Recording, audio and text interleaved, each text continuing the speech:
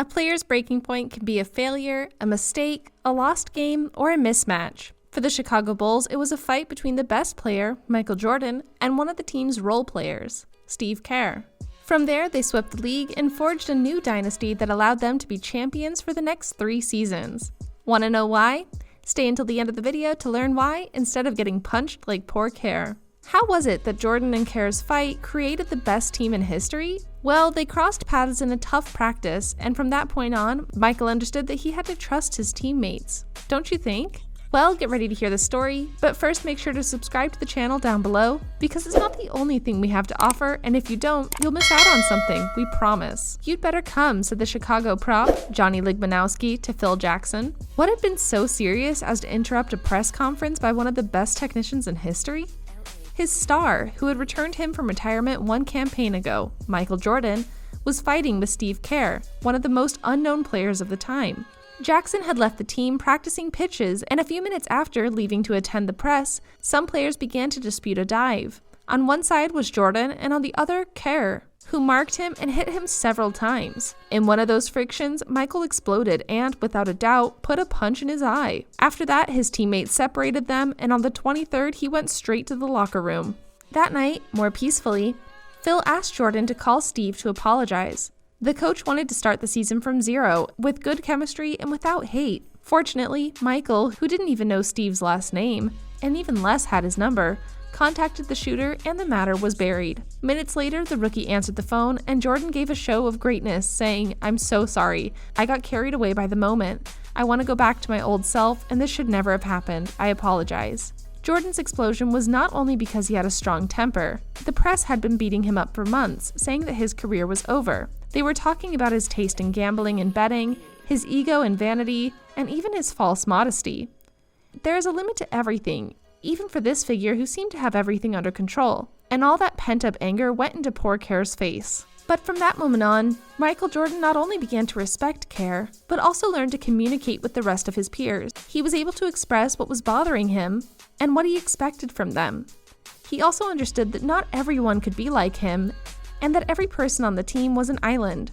The result was sublime and unexpected, and the Chicago Bulls used the situation to set the best NBA record so far, winning 72 regular season and the NBA championship in 1996.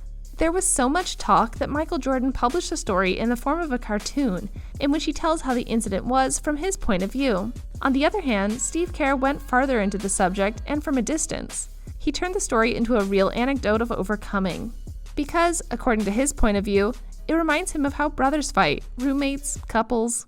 When you're with the same person every day, there will inevitably be friction at some point. Sometimes the frustration outside the court manifests itself on the court. Sometimes the anger comes out in the middle of a battle. As a player, you know that a little bit of confrontation doesn't necessarily have a meaning beyond that, until the moment you see yourself exchanging blows with Michael Jordan.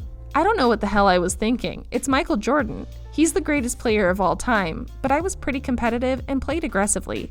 I had to do it that way, otherwise I wouldn't have made it, says current TNT analyst, laughing when he recalls the incident. The two squads were playing head-to-head in a practice match. It was an intense game. Jordan had heard the critics after the loss to the Orlando Magic in the playoffs and intended to silence it. He averaged 26.9 points in the last 17 regular season games after returning from retirement, but shot just 41% from the field. The postseason loss to the Magic in the conference semifinals, his first loss in a series since 1990, brought with it the notion that his best years were being left behind. At 32, Jordan was determined to prove everyone wrong. That was evident in every practice, every time he stepped out on the court. He and Kerr traded insults on a couple of possessions, and then the temperature rose quickly. I was bothered by something he said, so I responded, and I don't think Michael liked that very much. We went to the line and he gave me a little push with his forearm on his chest, and I pushed him back. When I realized that, our teammates were trying to separate us, says Kerr. He ended up with a black eye, but he threw a few punches before the fight was over. I knew if it was a real fight, he would kill me if he wanted to, adds Kerr.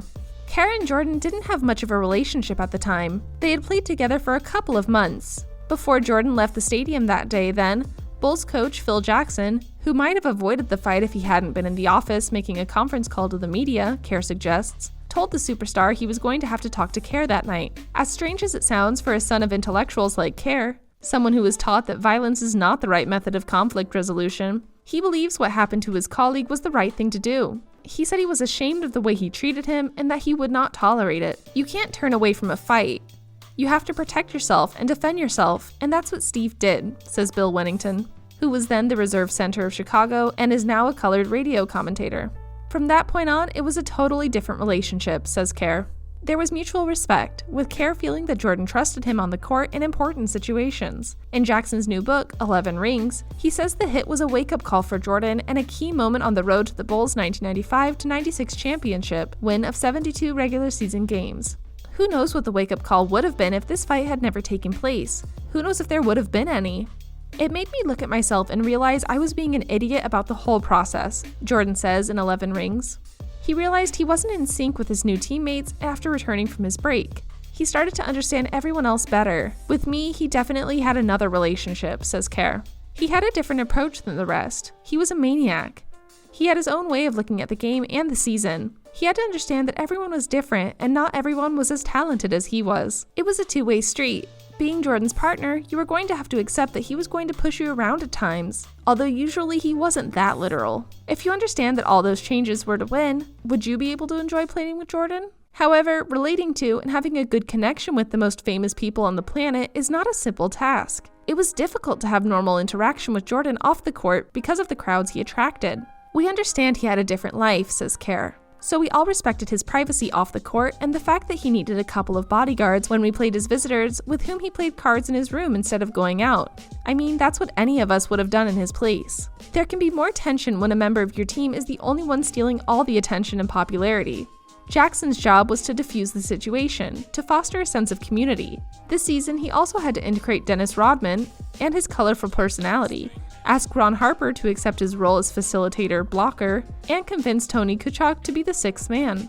While the significance of this group seems somewhat inevitable now, at the time nothing was guaranteed. A different coach might not have been able to handle them, or get them all on the same page.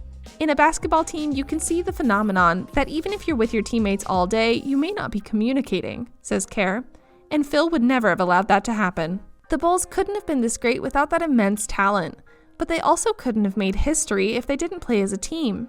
Chicago avoided major conflicts after the Kerr-Jordan incident and never lost more than 2 games in a row, assimilating the characteristics of its coach and leader. The same urgency that produced the fight on the training ground led to what could be said was the best season ever. We had that amazing push that came from Michael and permeated the whole team, says Kerr.